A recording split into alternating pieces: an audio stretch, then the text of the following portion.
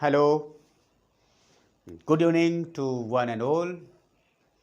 This is Uday, and you are watching my channel, that is Devoted Classes, dedicated to all of you. भाइयों बहनों, एक बार फिर से आपका स्वागत, वंदन और अभिनंदन आज की क्लास में। आज युग पुरुष, महापुरुष, शोषितों, वंचितों, अछूतों के मसीहा के जन्म दिवस की पूर्व संध्या पर एक बार फिर से आपका स्वागत, वंदन और अभिनंदन। बाबा साहब अम्बेडकर के जन्म दिवस की पूर्व संध्या पर आप सबका फिर से स्वागत, वंदन और अभिनंदन है। आइए देखें, हम लोग कर रहे हैं स्पोकन इंग्लिश डे 4। पिछली वीडियो हमने आपको बताया present indefinite tense, affirmative sentence clear हुआ था। उसी क्रम में हम इसे देखने जा रहे हैं। जो शेष सेंटेंस रह गए थे उसे आज हम सीखेंगे। कुल मिला के हमने बताया था सेंटेंसेस ग्रामेटिकली आपको 6 प्रकार के लिए जाएंगे: affirmative, negative, yes no question, negative yes no question, WH question and negative WH question. तो ये 6 सेंटेंस हमको समझना है। पहला हम लोग समझ चुके हैं, आज हम लेते हैं दूसरा, इसका नाम है निगेटिव। दिख रहा होगा आपको अच्छे से। यहाँ लिखा है सब्जेक्ट डू या does, not, V first, O W. यही फार्मूला ही सब कुछ है। अगर इसको समझ गए आप लोग तो सेंटेंस निगेटिव बनाना या कोई भी सेंटेंस बनाना बायां का खेल है। बस यही समझना है आपको फार्मूला। तो सेंटेंस वाली हमने लिया है राम गीत नहीं गाता है, निगेटिव सेंटेंस कल बताया था हमने। इसको हमें सेंटेंस बनाना है, यानी कि इसको अंग्रेजी में दूसरे वर्ड में ट्रांसलेशन करना है। तो कुछ दूर मत जाइए, सीधा आप यहाँ पर थोड़ा सिम्प्लाई चाहे तो कर लें। राम नहीं गाता है, नहीं गाता है गीत। चाहे तो आप सीधे भी कर सकते हैं, लेकिन ऐसा करने से थोड़ा काम आसान हो जाता है। स्ट्रक्चर आसान हो गया हमारा। राम हो गया सब्जेक्ट, नहीं गाता है वर्ब, और गीत हो गया ऑब्जेक्ट। निगेटिव सब्जेक्ट, वर्ब और ऑब्जेक्ट क्रम चल गया। क्योंकि ये निगेटिव सेंटेंस इसलिए नॉट भी यहाँ पर लगा है। इतना कर लिए तो अब कोई दिक्कत नहीं है। सेट कर दीजिए। सबसे पहले सब्जेक्ट क्या है, यहाँ पर लिख देंगे राम। हमने राम लिख दिया। अब हमने देखिए यहाँ पर डू या डज में से कोई एक लगाना है। तो कोई दिक्कत नहीं है, आप पीछे का रूल ही फॉलो करें। जैसे आपने सीखा था एस या यस लगाने का रूल क्या था? अगर सब्जेक्ट थर्ड पर्सन सिंगुलर होगा, यानी he, she, it, Ram, boy, girl, Mohan, Geeta, Mamta, Chinki, Pinki, Tinki, ये सारे अगर होंगे तो आप क्या करेंगे, उसमें डज लगा देंगे। तो देखिए यहाँ पर ये राम क्या है, थर्ड पर्सन सिंगुलर है, इसलिए यहाँ लगाएंगे हम डज। नॉट, यहाँ पर मैं देखिए यहाँ पर नॉट लगा है, तो इसमें नॉट को हम नॉट ही लिखेंगे, कुछ में चेंज नहीं है। हाँ, चाहे तो आप यहाँ सॉल्व कर सकते हैं। थर्ड पर्सन सिंगुलर में ही, शी, इट और Ram, boy, BY, girl, ETC, इनमें से होगा तो हम लगाएंगे हम डज नॉट। और other than third person singular, अर्थात I, we, you, they, boys, ETC, यहाँ रहेगा तो डू नॉट हो जाएगा। यही यहाँ पर रूल है। बिल्कुल पीछे जैसा रूल है, कुछ ज़्यादा अंतर नहीं है। जहाँ हम थर्ड पर्सन के साथ लगाते थे SES फॉर्म, वहाँ हम लगा रहे हैं डज नॉट निगेटिव में। और जहाँ हम लगाते थे वर्ब की फर्स्ट फॉर्म, वहाँ हम लगा रहे हैं other than third person singular, यानी I, we, you, they, boys, girls, hens, dogs, animals के साथ हम लगा रहे हैं डू नॉट। बस यही है करना, कुछ नया नहीं है। तो राम डज नॉट, क्योंकि ये सब्जेक्ट क्या है, राम क्या है, थर्ड पर्सन सिंगुलर, इसलिए हमने यहाँ डज नॉट लगाया। राम डज नॉट, इसके बाद हमें चाहिए वर्ब की फर्स्ट फॉर्म। यहाँ थोड़ा ध्यान से समझिए, क्योंकि यहीं पर बच्चे कंफ्यूज होते हैं। हमने देखा हुआ है कई बच्चे महान इतने होते हैं कि यहाँ डज भी लगाते हैं और यहाँ वर्ब में एस भी लगाते हैं। यानी ऐसे लिखते हैं राम डज नॉट, गाना के लिए सिंग, यानी यहाँ लिखते हैं सिंग्स, ये सॉन्ग करते हैं। तो यहाँ सावधानी घटी, दुर्घटना घटी। यहाँ आपको वर्ब में एस नहीं लगाना है, यानी वर्ब को हमेशा फर्स्ट फॉर्म में यहाँ पर रखना है। रूल ये कहता है जब एक बार डू या डज लग गया तो वर्ब क्या होगी, कन्फर्म वो फर्स्ट फॉर्म में होगी। कि भूल से यहाँ पर आपको सिंग्स नहीं करना है, सेंग नहीं करना है, सिंगिंग नहीं करना है, संग नहीं करना है, बस केवल एक फॉर्म करना है, उसका नाम है वर्ब का फर्स्ट फॉर्म, यानी सिंग करना। सिंग, सैंग, संग, सिंगिंग, सिंग्स, कुछ इसमें से लगाने की जरूरत नहीं है, केवल सिंग होगा। तो Ram does not sing a song, और लास्ट में लगाइए फुल स्टॉप। किस तरह से आपका ये सेंटेंस बन गया निगेटिव। एक एग्जाम्पल और लेते हैं। तुम चाय नहीं पीते हो। अब इसमें क्या करना है, वही रूल लगाइए, इसको सरल करिए। हो जाएगा तुम नहीं पीते हो चाय, तुम नहीं पीते हो चाय। अब क्रम बिल्कुल यही बन गया ऊपर का जो है। अब लगाइए सब्जेक्ट तुम यानी यू। अब हमें चाहिए यहाँ डू या डज में से कोई एक, सॉरी यहाँ पर है डू या डज में कोई एक, तो यहाँ वही, क्योंकि other than third person singular, you क्या है other than third person singular है, इसलिए यहाँ पर लगाएंगे हम डू। नॉट लगा दीजिए negative sentence, you do not. अब हमें यहाँ पर दिख रहा है वर्ब की फर्स्ट फॉर्म, तो यहाँ लगाएंगे गाना यानी sing, SING। You do not sing, sorry यहाँ पीना है ना, तो हम ऊपर नहीं देख रहे हैं। यहाँ पर होगा यू डॉट, चूँकि पीना है इसलिए ड्रिंक, यहाँ ड्रिंक करेंगे। You do not drink, object में हो गया टी। इसके प्लेस पर चाहे तो टेक भी लिख सकते हैं, you do not take tea भी हो सकता है। बेटर है आप लोग ड्रिंक ही करें, अधिकांश लोग टेक का यूज़ करते हैं, दोनों में अंतर थोड़ा सा है। अभी ज़्यादा उसके बदले मत पकड़ना, हम ज़्यादा विस्तार जब एडवांस इंग्लिश पढ़ाएंगे तो हम मारी डिफरेंस बताएंगे। यहाँ ड्रिंक कर दिया गया, कोई दिक्कत नहीं है, you do not drink tea. इस तरह से आपका ये सेंटेंस बना। यहाँ लास्ट में लगेगा full stop, you do not drink tea. चूँकि ये यू क्या था, ये था other than third person singular, इसलिए यहाँ पर हमने कहा यहाँ डू नॉट लगाया। और एक बात, कई बच्चे हो, हैं, हूँ के लिए अलग से इज, एम, आर लगाते हैं।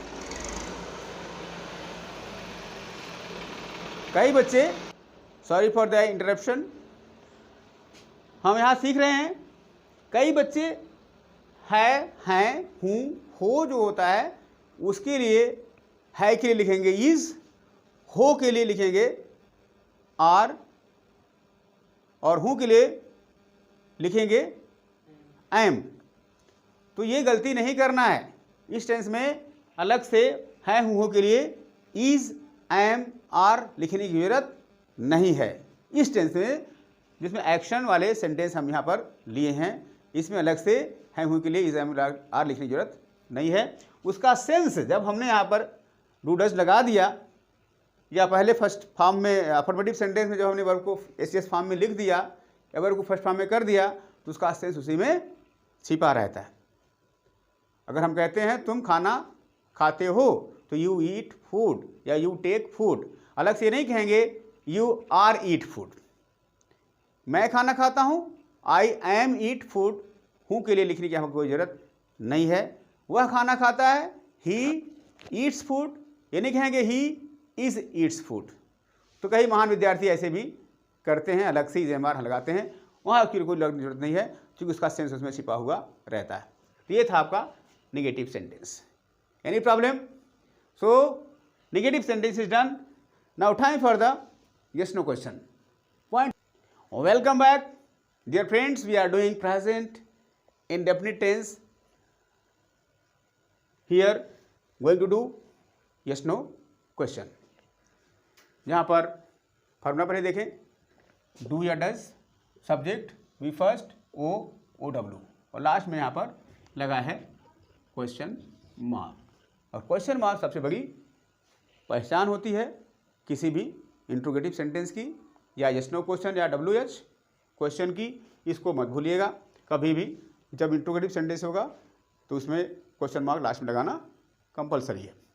अब देखिए सेंटेंस कैसे बनाए। ये सेंटेंस है, क्या वह पत्र लिखता है, यानी कि यस नो क्वेश्चन। इसे हम कैसे करेंगे, फॉर्मूला देखिए, डू या डज में से कोई एक लगाएंगे, वो भी किसके अनुसार, यहीं पर सब्जेक्ट के अनुसार। सब्जेक्ट क्या है यहाँ पर, वह, तो हमने लिख दिया यहाँ पर वह के लिए लगा है, इसलिए ही। वह के लिए पहले हमने लिखा सुविधा की दृष्टि से, हमने यहाँ पर ही लगा दिया। फॉर्मूला हमारा पर यहाँ है, सब्जेक्ट ये के लिए हमने यहाँ ही लगाया। आप कह सकते हैं कि सर आप पहले डूडे लगाए ही नहीं, पहले आपने ही लगा दिया। तो मैं तो आपके सुविधा की बात कर रहा हूँ ताकि आपके समझ में अच्छे से आए, कोई कन्फ्यूज़न ना हो, कोई गलती ना हो। जब हमने यहाँ ही लिख लिया, अब यहाँ फॉर्मूला देखेंगे, हमें चुनना है डू या डज में से कोई एक, ताकि सही चुनाव कर सकें, इसलिए हमने यहाँ पर सबसे पहले ही लिख दिया। अब चुनना है आपको, डू या डज में से कोई एक लिखना है, क्या लिखेंगे, डज यहाँ पर स्टार्ट सही हो जाएगा, क्योंकि सब्जेक्ट क्या है, थर्ड पर्सन सिंगुलर है, इसलिए यहाँ पर हम डज लिखेंगे। अब अगर हम उसको ना देखते तो शायद दिक्कत होती, क्या लगाएं, डू लगाएं कि डज लगाएं, आप कंफ्यूज हो सकते थे। अगर हमने यहाँ लिख लिया पहले सब्जेक्ट, अब इसके आधार पर निश्चित करना, डिसाइड करना, डू यूज़ करें या डज, यहाँ आसान आपका कार्य हो गया, इसलिए डज यहाँ पर हमने लगा दिया, डज ही। अब यहाँ पर ये डज का क्या अर्थ है, डज का अर्थ यहाँ पर क्या है, डज का अर्थ यहाँ पर क्या है, क्या के लिए अलग से आपको यहाँ पर वाट लिखने की जरूरत नहीं है। कई महान बच्चे हैं जो अलग से भी वाट लिखा करते हैं, कभी भी भूल के यस नो क्वेश्चन में आपको वाट नहीं लिखना है। इस टेंस की जो हेल्पिंग वर्ब है, डू या डज में से कोई एक उसके लिए लगाया जाता है। और हमने पहले ही बता दिया है के लिए, हु के लिए, हो के लिए भी अलग से कुछ चीज़ें हमारी लिखने की जरूरत नहीं है, उसका भी सेंस ही से मिल जाता है। तो सामान्य तौर से क्या और हैं, हूँ, हो, ये सारे ही वर्षी पे आपको मिलेंगे। हमने जब डज लगा दिया या डू लगा दिया तो डज ही। अब हमें चाहिए वर्ब की फर्स्ट फॉर्म, सब्जेक्ट के बाद वर्ब की फर्स्ट फॉर्म। तो वर्ब क्या है, लिखना, इसके लिखेंगे राइट, रोट और रिटर्न, 3 फॉर्म होता है मुख्य रूप से, राइट, रोट और रिटर्न। ये फर्स्ट, ये सेकंड और ये थर्ड। हमें इसको जरूरत नहीं है, थर्ड की भी जरूरत नहीं है, हमें जरूरत किसकी है, वर्ब के फर्स्ट फॉर्म की, यानी हम लिखेंगे write. Does he write, WRIT आ पत्र यानी letter, does he write a letter, last में क्वेश्चन मार्क बन गया, does he write a letter. अब अगर होता, क्या तुम पत्र लिखते हो, तो इसको क्या करेंगे, यहाँ हम लिखेंगे सबसे पहले तुम, यानी सब्जेक्ट खोजेंगे, सब्जेक्ट हो गया यू। अब इसके अनुसार क्या के लिए अलग से हमें लिखना है, डू, यहाँ डज नहीं लगेगा क्योंकि सब्जेक्ट क्या है, other than third person singular, तो do you.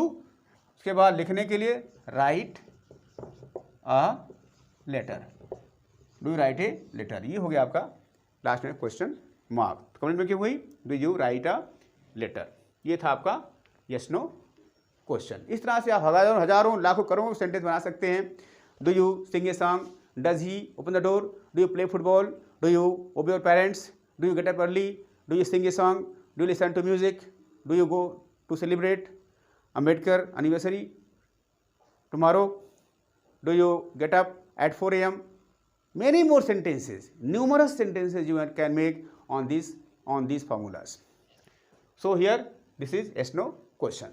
Now we talk of the negative yes no question. अगला देखें आप लोग, negative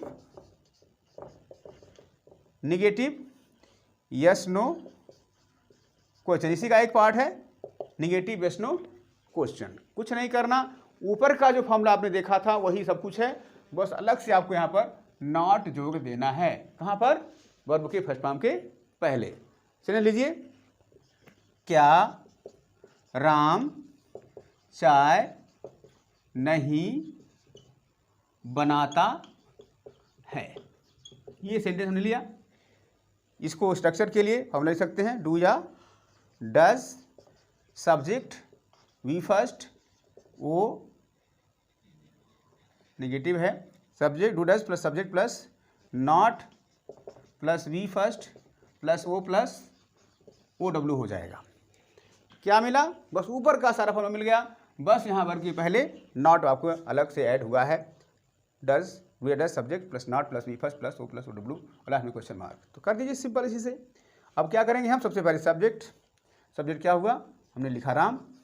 अब इसके अनुसार लिखेंगे हम, इसमें से कोई एक लगेगा बेटर यहाँ पर डज इज करेक्ट, क्योंकि सब्जेक्ट यहाँ पर क्या है? Third person singular, does Ram. अब हमारा फॉर्मूला कहता है नॉट, उसके बाद फर्स्ट टर्म बनाना यानी मेक, यहाँ प्रिपेयर भी हो सकता है।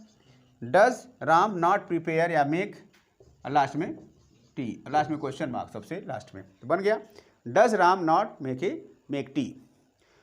या अगर होता क्या तुम चाय नहीं बनाते हो, तो क्या हो जाता? तो हो जाता do you not make tea, यहाँ डू हो जाता, लास्ट में क्वेश्चन मार्क, क्योंकि सब्जेक्ट है other than third person singular.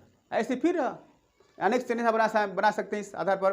Do you not take tea daily, do you not get up early, do not go to school in time, do not help others, do not respect your teachers, do you not take umbrella when you go out। इस तरह से not negative sentence एसनो question का हजारों लाखों इस पर बना सकते हैं। मतलब फार्मूला एक, समाधान अनेक। Just one formula make crores of sentences, lakhs of sentences, command over the formulas. ये था आपका एसनो question. Point to be noted, note कर लें आप लोग ताकि हम जल्दी से आगे बढ़ें। Welcome back. अभी तक हमने आपको पिछले क्रम में आपको बताया था यस नो क्वेश्चन, अफर्मेटिव और नेगेटिव। अब हम देखेंगे WH क्वेश्चन शॉर्ट में, जिसका उत्तर हम यस नो में ना दे सकें और जो WH वर्ड से शुरू हो। पिछली क्लास में मैंने आपको बताया था ऐसे सेंटेंस कैसे बनाएं। एग्जाम्पल लिया है, वह गीत कब गाता है। फॉर्मूला है देखिए QW यानी question word, be does subject V first O plus O W, last में क्वेश्चन मार्क। सब कुछ ऊपर का फॉर्मूला है जो इसमें क्वेश्चन में था, बस ऐड हुआ केवल QW यानी क्वेश्चन वर्ड्स।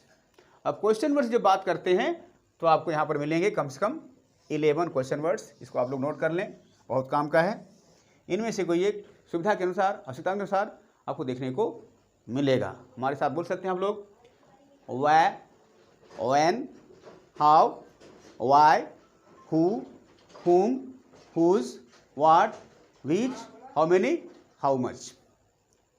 इस तरह से आपको ये केवल 11 क्वेश्चन वर्ड ध्यान रखने हैं, जहाँ पर वाई मीन्स होता है कहाँ, वाई मीन्स होता है कब, हाउ मीन्स होता है कैसे, वाई मीन्स होता है क्यों, हु मीन्स होता है कौन, हु मीन्स होता है किसे या किसको, व्हिच मीन्स होता है किसका या किसकी, और व्हाट मीन्स होता है क्या, व्हिच मीन्स होता है कौन सा। यहाँ पर हाउ मीन्स होता है कितना, कितने संख्या में, संख्या कह सकते हैं नंबर, और हाउ मीन्स होता है कितना, कितना या कितनी। ये होता है क्वांटिटी, मात्रा, क्वांटिटी, QUANTITY, ये संख्या नहीं नंबर। ये नंबर को शो करता है, इधर मात्रा को शो करता है हाउ मच। पिछली वीडियो जो बच्चे हमारे देखे होंगे कोई दिक्कत नहीं होगी। हमने आपको अच्छे से बताया था सेंटेंस के जब काइंड सिखाया था, उसमें इंट्रोगेटिव सेंटेंस का जो भी चीज़ था सब कुछ अच्छे से समझाया था। जो बच्चे हमारी वीडियो देखे होंगे उन्हें कोई दिक्कत नहीं है। ये तो हम रिवाइज कर रहे हैं। ये कम से कम 11 क्वेश्चन वर्ड्स आपको जरूरत पड़ेगी। ज़्यादा प्रचलित ना पढ़ते हुए बस यही हिंदी वाले वर्ड्स आप लोग इसकी मीनिंग समझ लीजिएगा। अगर हिंदी के सेंटेंस में कहाँ कब कैसे इसमें से आया हो तो उसी की मीनिंग का इंग्लिश वर्ड यहाँ से आपको लिख देना है। तो देखें, सबसे पहले फार्मूला ध्यान रखते हुए, मान लीजिए सेंटेंस बनाना है वह गीत कब गाता है। तो कब क्या है, यहाँ से निकालिए, कब के लिए क्या है, व्हेन, तो आप लिख दीजिए व्हेन, WHEN, लिख दिया गया व्हेन। अब सब कुछ पीछे का फॉर्मूला हो जाएगा, यानी सब्जेक्ट निकालिए, सब्जेक्ट क्या है यहाँ पर, वह, तो वह के लिए थोड़ा जगह छोड़ के यहाँ लिखिए ही, लिख दिया गया। अब हमें यहाँ पर इसी ही के अनुसार चाहिए हमको डू या डज में से कोई एक, उसके पहले क्या लगाएंगे, थर्ड पर्सन सिंगुलर है इसलिए यहाँ लगेगा डज। व्हेन डज ही, फिर क्या होगा कि बाद वर्ब की फर्स्ट फॉर्म, वर्ब क्या है इसमें, गाना, तो हो जाएगा sing. When does he sing, object में ये सॉन्ग तो बन गया when does he sing a song, और लास्ट में question mark, when does he sing a song. ये हो गया कंप्लीट स्ट्रक्चर जहाँ तक WH क्वेश्चन की बात थी, WH क्वेश्चन अफर्मेटिव। अब इसका निगेटिव भी होता है अगला, यानी निगेटिव WH क्वेश्चन कैसे करेंगे, कुछ नहीं, सब ऊपर का फॉर्मूला यहाँ पर, नॉट जोड़ दीजिए वर्ब की फर्स्ट फॉर्म के पहले। एग्जाम्पल, राम गीत क्यों नहीं गाता है, ये हो गया, राम गीत क्यों नहीं गाता है। फॉर्मूला इसका बन जाएगा QW प्लस डू या does, subject plus not plus V first plus O plus OW, last में क्वेश्चन मार्क। अब सेट कर जाओ इस पे, इसी पे फॉर्मूले पर। सबसे पहले QW यानी क्यों, क्योंकि लिए क्या है यहाँ पर, वाई, हो जाएगा वाई। अब इसके बाद सब्जेक्ट निकालिए, सब्जेक्ट है राम, यहाँ लिख दीजिए। अब सुविधा के दृष्टि से हमने इसको यहाँ किया, अब यहाँ पर फिर राम के अनुसार लगाएंगे। अब ना देखिए डू या डज में एक डज लगेगा, क्योंकि सब्जेक्ट थर्ड पर्सन सिंगुलर है, तो वाई डज यहाँ लगाएंगे डज, वाई डज राम। अब निगेटिव इसलिए नॉट, फिर गाता यानी सिंग, SIN फर्स्ट फॉर्म, ऑब्जेक्ट में हो गया ये सॉन्ग, तो बन गया आपका लास्ट में क्वेश्चन मार्क। कंप्लीट हुआ, why does Ram not sing a song. लेकिन अगर होता तुम गीत क्यों नहीं गाते हो, तो क्या करते, why do you not sing a song, और लास्ट में क्वेश्चन मार्क। ये हो जाता है यहाँ पर, यहाँ डू लग जाता, कारण कि ये subject other than third person singular में है। तो इस तरह से मैंने आपको जितने स्ट्रक्चर थे, विशेषकर 6 स्ट्रक्चर, जहाँ तक प्रेजेंट इंडेफिनिट का सवाल था, मैंने आपको सब अच्छे से समझाया। मेरी समझ से आपकी समझ में अच्छे से आ गया होगा, कहीं पर कोई दिक्कत नहीं होनी चाहिए। अगर कोई दिक्कत है, if you have any problem you can contact me, my contact number is 8953063755। If any doubt anywhere you feel, you can contact me or you can send message through YouTube. I'll solve your problem. My suggestion is, my advice is, you practice more and more. This is simply theory, you can say. I told you the theory, but you have to do the practical. Without practical, theory is useless. So practice more and more. Choose any book, कोई भी book चुन लीजिए, grammar की अच्छी book कई हैं, उसमें से आप चाहें तो एक्सेलेंट की चुन लें, उसका 9, 10, 11, 12 पार्ट आता है अलग अलग, उसका ले सकते हैं। चाहे तो रेन मार्टिन की बुक ले लीजिए, बहुत ही फेमस बुक है इंग्लिश मीडियम में, high school English grammar and composition. या और कोई अच्छी बुक लूसेंट की भी आती है, कम्पिटिटिव लेवल की बुक, उससे भी आप लोग प्रैक्टिस कर सकते हैं। कोई भी एक पहले बुक सुनिए, ज़्यादा बुक की प्रक्रिया में नहीं पढ़ना, ज़्यादा बुक की प्रक्रिया में नहीं पढ़ना है, कोई एक बुक अच्छी सुनिए, उसमें एक्सरसाइज अधिक से अधिक करें। अगर हम आपको यहाँ पर 1 घंटे क्लास में समझा रहे हैं, तो कम से कम 2 घंटे घर पे आप टाइम अपने लिए निकालें। Practice, without practice you can't learn, and that I am here to help you how to do the sentences or how to do right practice, right time, right way, right place. Practice makes you, gives you success, keep in mind. So I think that's enough for today. हमारे class में अगर कोई कहीं पर दिक्कत है, हमने बता दिया है, बार बार हमें कंसल्ट करें हमारे फ़ोन नंबर पर, और I am 24 hours with you. And if you like my videos, please subscribe like, share and comment. Till I come with other videos. Till then, you keep on smiling, laughing and enjoying and practicing more and more sentences. Thank you very much for being with me. Bye bye. See you. Take care.